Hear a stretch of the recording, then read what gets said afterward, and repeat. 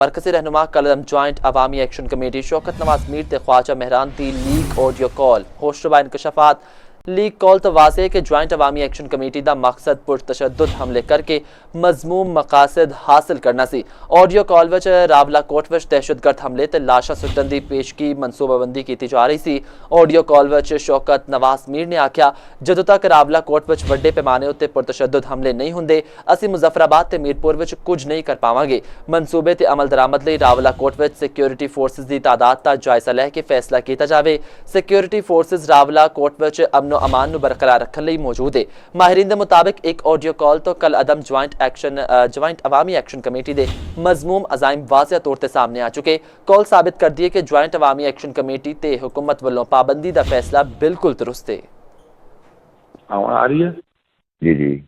अच्छा, शार्ट ये है कि मीरपुर और मुजफ्फराबाद उस वक्त तक एक्टिव नहीं हो सकता जिस वक्त तक जिस तादाद दे विच जिहड़ियां ना पार्टियां आन के बिठा छुड़ियां ना सुन रावला कोट के अंदर या मीरपुर के अंदर कोटली या मुजफ्फराबाद के विच हुण रावला कोट एक इवेंट होया दा, लोग उस इवेंट की वजह अग्रेसिव हैं।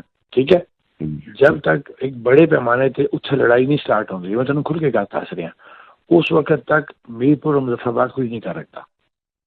इसे नहीं कर तरीके नाल कर, फिर तरीके ना कर, लेकिन ये देख ले कि उत्थे ट्रूप्स कितनी है, उत्थे ट्रूप्स हैं या नहीं है।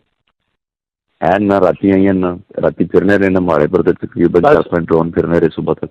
पहले चेक करो उधर रखी करो कि उत्थे कितने लोग हैं, किस पोजीशन में सिविल कपड़े चन किस तरह, फिर प्रोग्राम का फैसला करें। इस तरह जज्बात इतना करें फैसला। शायद देखो ना, मैं यही कह रहा देखो मैं यही कह रहा ना कि ये डिपेंड किस ऊपर करता है जिथे डेड बॉडी पई दी है। गल क्यों नहीं समझ रहे तुम मेरी?